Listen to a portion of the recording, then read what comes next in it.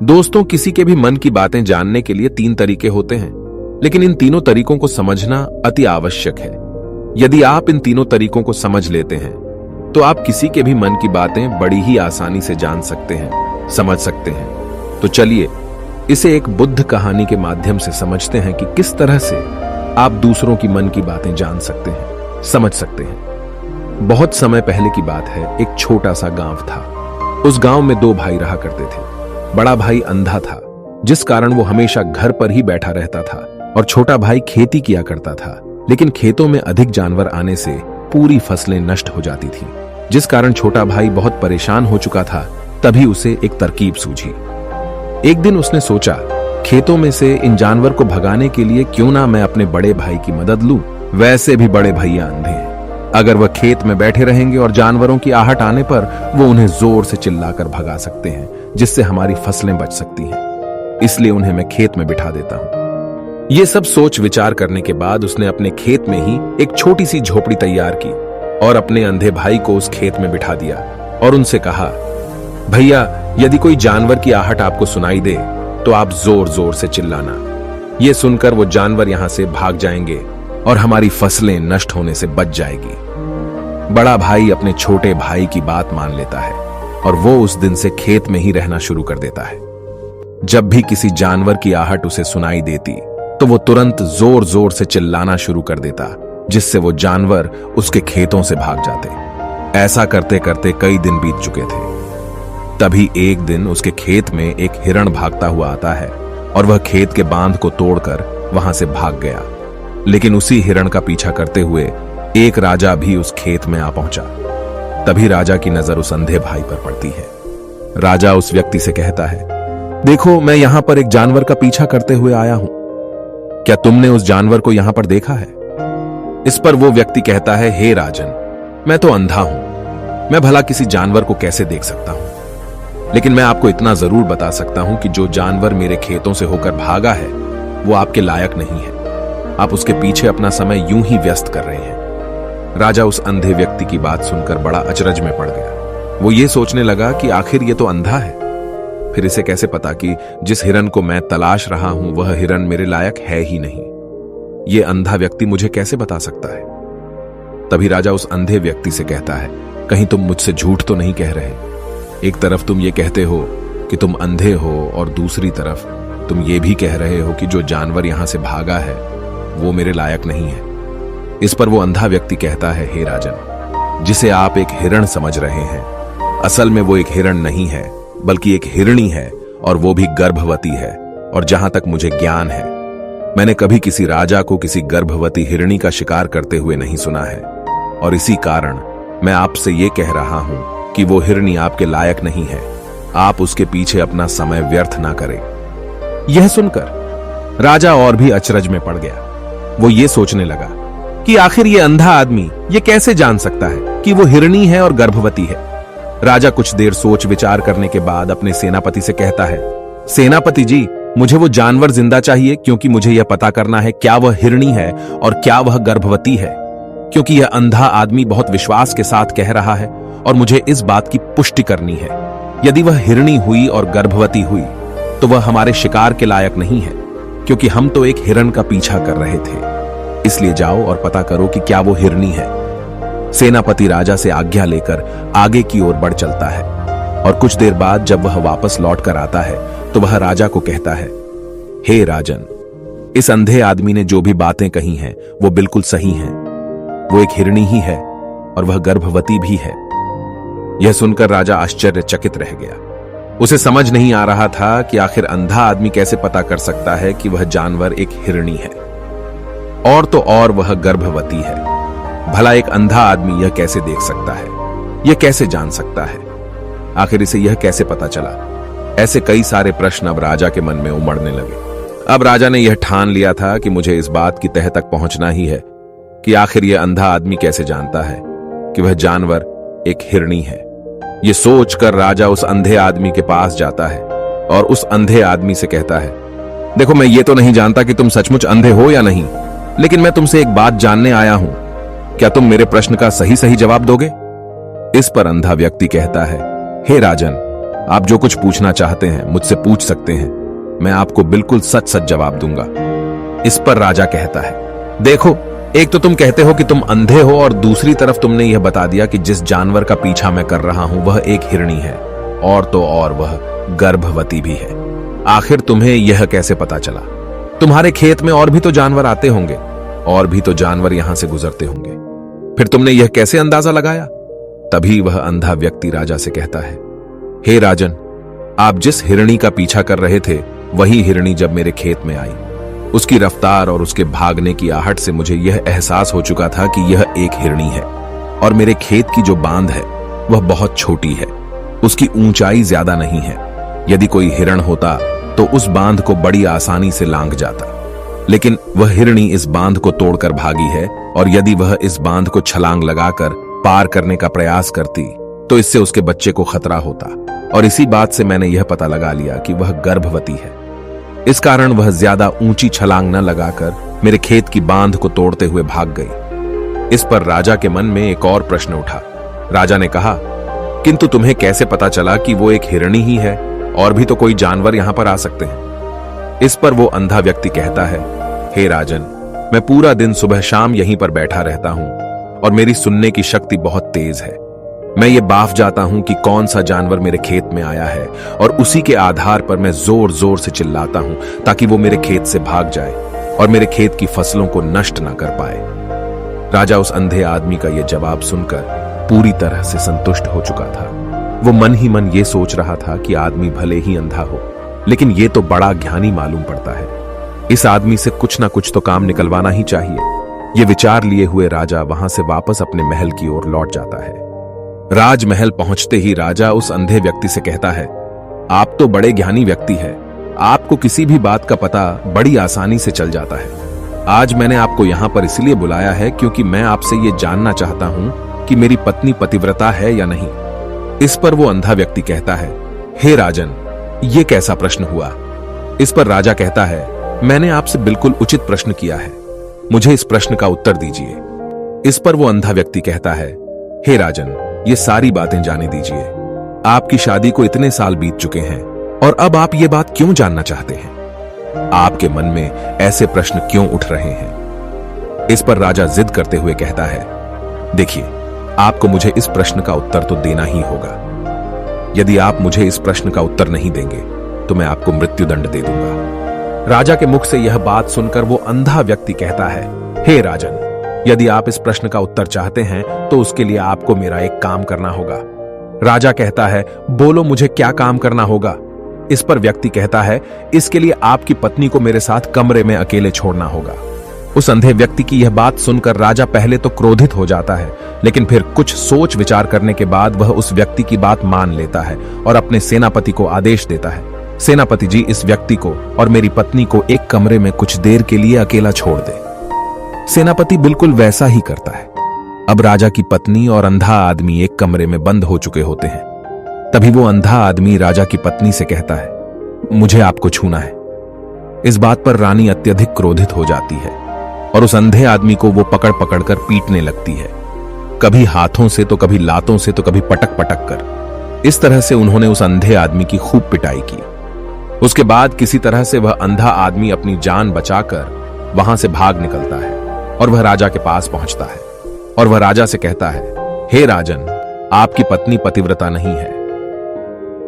यह बात सुनकर राजा अत्यधिक क्रोधित हो उठता है और राजा अपनी तलवार निकालकर सीधा अपनी पत्नी की ओर जाता है और क्रोधित होकर वह अपनी रानी से कहता है, रानी जी, आज मैं जो भी सवाल आपसे करने वाला हूं उसका मुझे सच सच जवाब दीजिएगा, और यदि आपने एक शब्द भी झूठ कहा तो मैं आपका अभी के अभी सर धड़ से अलग कर दूंगा। तभी आगे वह राजा कहता है, मुझे बताइए, क्या आप पतिव्रता हैं या नहीं?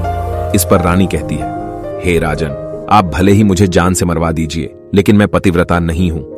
राजा यह बात सुनकर बहुत खुश हुआ, क्योंकि उस अंधे आदमी ने जो भी कहा था वह बिल्कुल सच था। यह बात सुनकर तुरंत ही राजा उस आदमी के पास पहुंचता है और आकर उस अंधे आदमी से कहता है, तुम्हें कैसे पता चला कि मेरी पत्नी पतिव्रता नहीं है? इस पर वह अंधा आदमी कहता है, हे राजन, बड़ी सीधी सी बात है, मैंने तो आपकी पत्नी से बस इतना ही कहा था कि मुझे आपको छूना है, और इस बात पर वह इतना क्रोधित हो उठी कि उन्होंने गुस्से में आकर मुझे लात घूंसों से पीटना शुरू कर दिया। और भला कोई औरत किसी और मर्द को कैसे छू सकती है, लेकिन उन्होंने न आव देखा न ताव, बस लात घूंसे मुझ पर बरसाने शुरू कर दिए। वह भी तो एक छूना ही हुआ, और एक पतिव्रता नारी कभी भी पराये मर्द को नहीं छूती। जब मैंने उसे छूने के लिए कहा था तो वह उस वक्त मुझे मना कर सकती थी, लेकिन उन्होंने तो मुझे पीटना शुरू कर दिया और देखते ही देखते उन्होंने मेरे पूरे शरीर को छू लिया। अब आप ही बताइए, ऐसी स्त्री भला पतिव्रता कैसे हो सकती है? इस पर राजा कहता है, तुम तो बड़े ज्ञानी मालूम पड़ते हो। अच्छा ठीक है, चलो तुम मेरे एक प्रश्न का और जवाब दो। यदि तुमने मुझे इस प्रश्न का सही सही जवाब दे दिया तो मैं तुम्हें यहां से जाने दूंगा। आगे राजा उस अंधे आदमी से कहता है कि तुम मुझे यह बताओ, क्या मैं सच में अपने पिताजी का ही बेटा हूं या फिर किसी और का? इस पर वह अंधा भी कहता है, हे राजन, इस बात से आपका क्या लेना देना? आप किसी की भी औलाद हो, आखिर आप हैं तो इस राज्य के राजा, इसलिए इस प्रश्न को जाने दीजिए। लेकिन राजा कहता है, नहीं नहीं, मुझे इस प्रश्न का सही सही जवाब चाहिए, अन्यथा यह प्रश्न मुझे हमेशा परेशान करता रहेगा। इसलिए मैं इसका सही सही जवाब जानना चाहता हूं। यदि तुम इसका सही सही जवाब दे देते हो तो तुम यहां से जा सकते हो, मैं तुम्हें नहीं रोकूंगा। इस पर वह अंधा आदमी कहता है, हे राजन, इसके लिए तो मुझे आपके मां के पास भी जाने की कोई आवश्यकता नहीं है। मैं आपको अभी अभी यह बता सकता हूं कि आप किसकी औलाद हैं, लेकिन उससे पहले मैं चाहता हूं कि आप मुझसे एक वादा करें कि आप मुझ पर क्रोध नहीं करेंगे। राजन ने कहा, मैं तुमसे वादा करता हूं, मैं तुम पर क्रोध नहीं करूंगा। इसके बाद वह अंधा आदमी राजा से कहता है, हे राजन, आप है तो अपने ही पिता के पुत्र, लेकिन आप पर एक कंजूस सेठ की छाया पड़ी हुई है। यह सुन राजा बहुत क्रोधित हो उठा और वह तुरंत तलवार निकालकर अपनी मां के पास जा पहुंचा। वह वहां पर पहुंचने के बाद अपनी मां से कहता है, मां, मुझे सच सच बताइए, क्या मैं अपने ही पिता का पुत्र हूं या नहीं? यदि आपने मुझे सही सही नहीं बताया तो वह यहीं पर अपने प्राण त्याग दूंगा। मुझे बताओ क्या सच है? इस पर उस राजा की मां कहती है, बेटा, तू है तो अपने ही पिता का पुत्र, लेकिन तुम्हारे ऊपर एक कंजूस सेठ की छाया पड़ी हुई है। जब मैं एक बार नहाने के बाद अपना मुंह आईने में देख रही थी, तभी उस कांच के पीछे मुझे एक कंजूस सेठ नजर आता है और उसी की छाया तुम पर पड़ चुकी है। यह सुन राजा बहुत खुश हो जाता है और वह तुरंत दौड़ा दौड़ा वापस उस अंधे आदमी के पास पहुंचता है और उस अंधे आदमी से कहता है, तुम्हें यह कैसे पता चला कि मुझ पर एक कंजूस सेठ की छाया पड़ी हुई है? इस पर वह आदमी कहता है, हे राजन, आपने मुझसे कई सारे सवाल पूछे जिनका जवाब मैंने आपको सही सही दिया है। यदि कोई और राजा होता तो मुझे इसके बदले में ढेरों सारे इनाम मिल चुके होते, लेकिन अब तक आपने एक फूटी कौड़ी तक नहीं दी है। इस बात से ही मैंने अंदाजा लगा लिया था कि आप बहुत कंजूस हो। यह बात सुनकर राजा जोर जोर से हंसने लगा और कहता है कि आप जो भी मांगेंगे वह मैं आपको अवश्य दूंगा, लेकिन मुझे यह बताओ कि तुम्हें कैसे पता चल जाता है कि कौन सी बात सही है और कौन सी गलत? तुम किसी भी बात का इतना सटीक और सही जवाब कैसे दे पाते हो? इस पर वह अंधा आदमी कहता है, हे राजन, मैं तो वैसे ही अंधा हूं। यदि मेरी आंखें होती तो मैं किसी की भी मन की बातें बड़ी सरलता से जान लेता। मन की एक भाषा होती है और यह भाषा मनुष्य के शरीर के व्यवहार के रूप में देखी जा सकती है। उसकी आंखों से, उसके होठों से, उसके काम करने के तरीके से, उसकी क्रियाओं से पता किया जा सकता है कि उसके मन में क्या चल रहा है। उसके आधार पर हम किसी के भी मन की बातें जान सकते हैं, लेकिन मैं तो अंधा हूं, मैं देख नहीं सकता, इसलिए मैं क्रियाओं से देखता हूं। यदि मुझे कोई बात जाननी हो तो अगले आदमी को कुछ काम देना पड़ता है, जिस पर वह व्यक्ति किस प्रकार काम करता है, किस तरीके से इस काम को करता है, उसके आधार पर ही मैं यह पता कर पाता हूं कि उसके मन में क्या चल रहा है। तभी वह राजा कहता है, तो क्या इसका अर्थ यह हुआ कि मैं भी किसी के मन की बातें जान सकता हूं? इस पर वह अंधा आदमी कहता है, हे राजन, अवश्य आप भी किसी भी व्यक्ति के मन की बात जान सकते हैं, किंतु उससे पहले आपको अपने ऊपर काम करना होगा, और वह काम है अपने मन को शांत करना, अपने मन को वर्तमान में लाना होगा, जिसके लिए मैं आज आपको 3 तरीके बताने वाला हूं। और ये तीनों ही तरीके बड़े ही आसान और सरल हैं, किंतु हे राजन, उससे पहले आपको एक काम करना होगा, अपने मन को एकाग्र करना होगा। जब हम अपने मन को एकाग्र करते हैं, अपने मन को वर्तमान में लाते हैं, तो हम दूसरे के मन की बात जान सकते हैं, क्योंकि वह आदमी अभी भी अपने मन में वर्तमान में ही सोच रहा है, और हमें भी मन को वर्तमान में ही लाना होगा। तभी हम उसके मन की बातें जान सकते हैं। यदि हम अतीत में हुई घटनाओं के बारे में सोच रहे हैं, तो वह जो अगला आदमी वर्तमान में सोच रहा है, वर्तमान में अपने मन में बात कर रहा है, वह हम कैसे जान पाएंगे? क्योंकि हम तो अतीत की घटनाओं में डूबे हुए हैं। इसलिए किसी के भी मन की बात जानने के लिए सबसे पहले हमें हमारे मन को एकाग्र करना होगा, उसे वर्तमान में लाना होगा। आगे वह व्यक्ति राजा से कहता है, हे राजन, जो 3 तरीके मैं आपको बताने वाला हूं, इन 3 तरीकों से बड़ी आसानी से किसी के भी मन की बातें जान सकते हैं। उसके बाद वह अंधा आदमी राजा से कहता है, हे राजन, जो सबसे पहला तरीका है वह है आंखों पर ध्यान देना। किसी व्यक्ति से बात करते वक्त उसकी आंखों में देखना, उसकी आंखों पर ध्यान देना जो सबसे ज्यादा जरूरी है, क्योंकि आंखें बोलती नहीं पर बहुत कुछ कह जाती हैं। यदि हम किसी व्यक्ति की आंखों के इशारों को समझना सीख जाएं, हम यह जान पाएंगे कि व्यक्ति के दिमाग में क्या चल रहा है, वह क्या सोच रहा है और अभी वह क्या करने वाला है। मेरे पास आंखें नहीं हैं, लेकिन मैंने अपने गुरु से यह विद्या सीखी है, क्योंकि बहुत सालों पहले मेरे पास आंखें थीं और मैं उस वक्त लोगों के मन की बातें केवल उनकी आंखों से ही जान लेता था। इसलिए यदि आप भी दूसरों की मन की बातें जानना चाहते हैं, तो आपको भी उनकी आंखों पर गौर करना चाहिए, जैसे कि उनका आकार कैसा है, वह कब, कहां और किधर देख रहे हैं। यदि उसकी आंखें यहां वहां घूम रही हैं, जब आप उससे बातें कर रहे हैं, तो वहां वह इधर उधर मोड़ रहा है, कभी ऊपर तो कभी नीचे या कभी आसपास, या फिर उसकी आंखें खुश नजर आ रही हैं या फिर आंखें निराश नजर आ रही हैं, जैसे कि चोर होता है। उसकी आंखों में जब हम देखते हैं तो हमें यह पता चलता है कि अगले आदमी ने कोई गलती की है। ठीक उसी प्रकार जब हम किसी चालाक व्यक्ति की आंखों में देखते हैं, तो आपको पता चलेगा कि उसकी आंखों में एक भाषा होती है, एक बहुत ही सीधा और आसान तरीका होता है। यदि आपको यह पता लगाना है कि सामने वाला व्यक्ति आपसे झूठ कह रहा है या फिर सही, तो आपको उसकी आंखों पर ध्यान देना अति आवश्यक है। यदि आपसे बात करते वक्त वह व्यक्ति अपनी आंखें यहां वहां घुमा रहा है, ऊपर नीचे, इधर उधर, दाएं बाएं, हर जगह देख रहा है, तो इसका अर्थ यह हुआ कि वह उस बात से निकलने का कोई रास्ता ढूंढ रहा है, वह कोई झूठ बना रहा है। यदि सामने वाला व्यक्ति आपसे कुछ झूठ कहने का प्रयास कर रहा है, तो वह आपसे नजर नहीं मिलाएगा।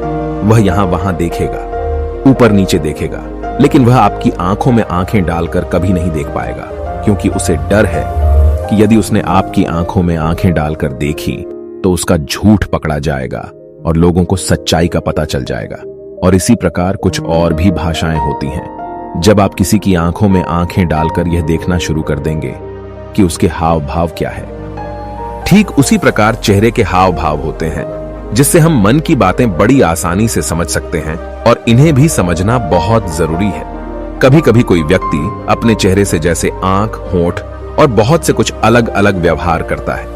यदि आप किसी व्यक्ति के चेहरे में गौर करेंगे, तो आप आसानी से समझ पाएंगे कि वह व्यक्ति निराश है, जब व्यक्ति बहुत उदास है, या फिर वह बहुत खुश है, या फिर उसे कोई बहुत बड़ा दुख है। वह अपने अंदर क्या महसूस कर रहा है, ये सारी बातें हम उसके चेहरे के हाव भाव से पता कर सकते हैं। फिर चाहे इंसान जुबान से कुछ बोले या ना बोले, लेकिन आप उसके चेहरे से सब कुछ पता कर सकते हैं।